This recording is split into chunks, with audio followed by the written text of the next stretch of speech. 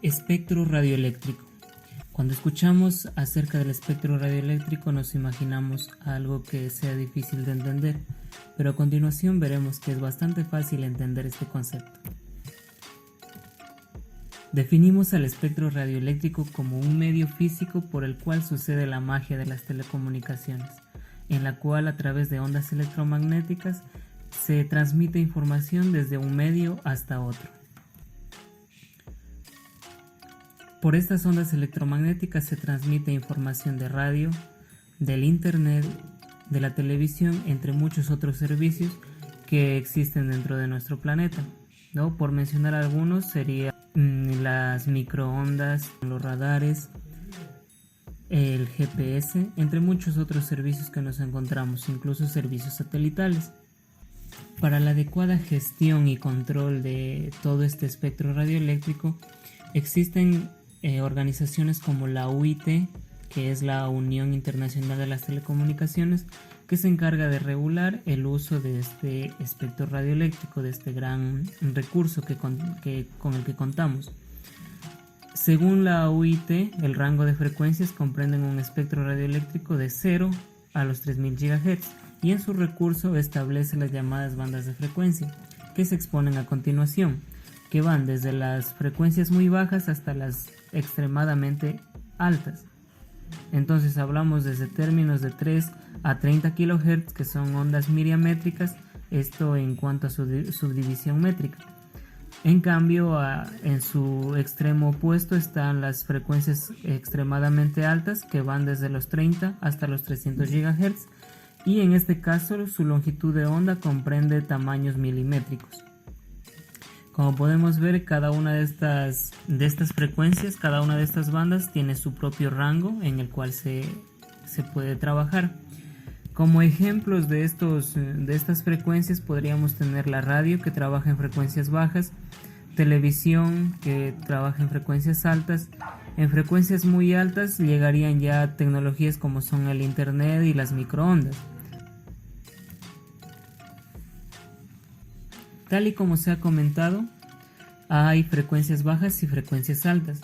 Las frecuencias bajas tienen baja capacidad para transportar información y en ellas se producen interferencias considerables. Sabemos que las frecuencias bajas no es posible transportar demasiada información y también en ocasiones llegan a producirse interferencias que se tienen que tomar a consideración a la hora de crear un sistema o construir. Las frecuencias altas, por su parte, son una parte del espectro que está poco explorada. Esto debido a que la tecnología comercial con la que se dispone en la actualidad no es capaz todavía de utilizar de forma efectiva dichas frecuencias. Y es que hay un punto que acotar. Ya hay aparatos o sistemas que pueden dar uso a este tipo de frecuencias, pero no a las muy altas. ¿Por qué? Porque se han explorado temas de frecuencias en un rango determinado, que son bastante altas ya, pero en el rango más alto todavía no existen aparatos que las controlen. Entonces, por ahí iría un poco el reto de los años futuros para poder aprovechar toda esta parte del espectro. Por otra parte, también existen frecuencias fuera del rango regulado por la UIT, que son los infrarrojos. Estos son un tipo de ondas lumínicas. Por lo general, sabemos que se encuentran en los controles remotos y últimamente también en nuestros teléfonos celulares. Muchas empresas los ubican para prescindir, en este caso, del control remoto de las televisiones, en especial de los Smart TVs. Entonces ya podemos utilizar nuestro propio teléfono. En este caso podemos ver unas características de las bandas de transmisión. Por ejemplo, tenemos las frecuencias bajas, las frecuencias medias y altas. las frecuencias ultra altas, las frecuencias de microondas y las frecuencias milimétricas. Como podemos ver, en las frecuencias bajas, la capacidad, la atenuación y los costes de los equipos son bastante bajos, a diferencia de su cobertura, que es bastante alta, porque sabemos que mientras mayor es la longitud de onda, pues se puede transportar más lejos. En cuanto a lo que son frecuencias altas y frecuencias medias, pues tenemos un poco de dispersión en cuanto a sus características. La capacidad y la atenuación están en un rango bajo, la cobertura es bastante alta también y el coste de los equipos es muy bajo. No hay que preocuparnos al hacer proyectos de este tipo. En cuanto a lo que son altas frecuencias y ultra altas frecuencias, pues ya tenemos un punto medio que más o menos alcanzan entre medio y bajo, que alcanzan de todas sus características, entre la capacidad de transportar información, la atenuación en cuanto a la propagación, la cobertura que se puede dar con este tipo de ondas y el coste de los equipos. Vemos que más o menos se ubican en los lugares medios bajos. Las ondas de microondas podemos ver que convergen en un punto medio las características de capacidad, la atenuación y el coste de los equipos. En este caso, pues ya es importante tener en cuenta el coste de cada uno de los aparatos que compremos para nuestros proyectos. Y la cobertura va reduciéndose. En cuanto a lo que son ondas milimétricas, que ya como podemos ver van de los 30 a los 300 GHz, podemos ver que las características como la capacidad, la atenuación y el coste de los equipos se elevan hasta partes altas.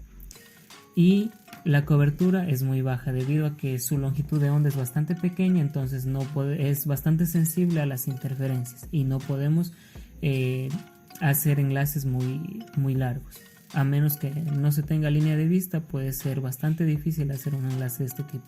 Se requerirá bastante potencia. Existen algunas formas de propagación de las ondas. Veremos las ondas de superficie que viajan a través de la corteza terrestre. Se propagan más fácil en superficies húmedas que en las secas o cálidas, debido a que en las húmedas existe un poco más de conductividad por la presencia del vapor de agua. Las ondas ionosféricas son un tipo de ondas que van rebotando en la parte alta de la atmósfera, más o menos de 60 a 400 kilómetros del nivel del mar hacia arriba. En este rango de distancia pues se encuentra la parte de la ionosfera que contiene gases que impiden que este tipo de ondas las sobrepasen, y entonces por eso se reflejan hacia la superficie de la Tierra. Esta es una forma de transmitir, y cuando es demasiado largo el enlace pues se utiliza las ondas ionosféricas para poderlas transmitir.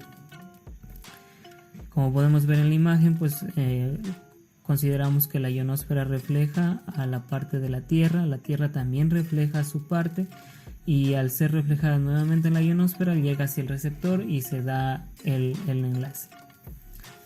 Las ondas espaciales son de muy alta frecuencia y son bastante vulnerables a los obstáculos. Cabe recalcar que en línea de vista pueden viajar bastantes miles de kilómetros.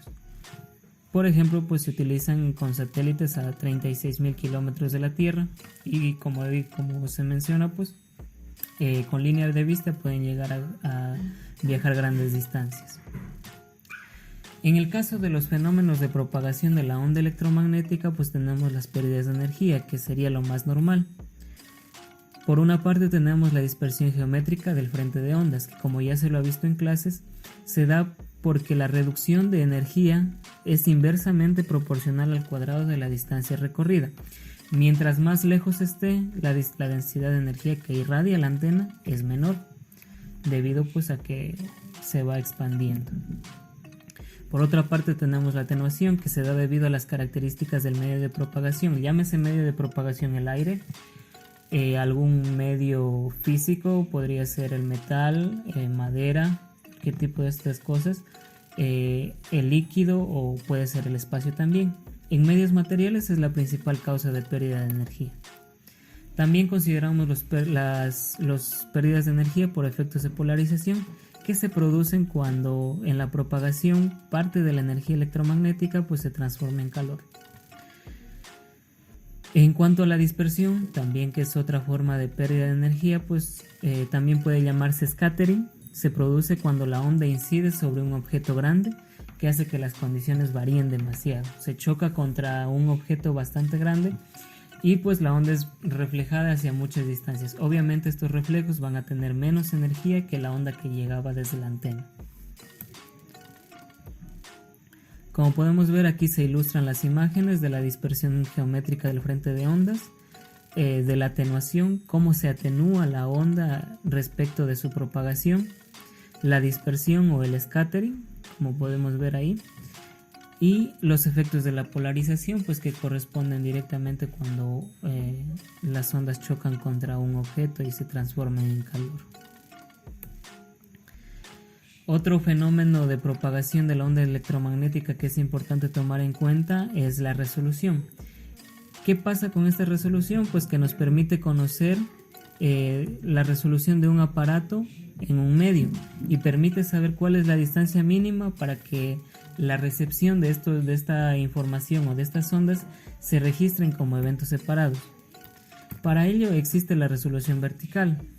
Esta resolución vertical nos permite conocer la sensibilidad del equipo para diferenciar entre dos señales adyacentes, dos señales que le están llegando a la antena en el tiempo como eventos diferentes, o sea, para poder diferenciarlas. Podemos ver en las imágenes que una antena podría distinguir entre dos o más tipos de ondas que le lleguen.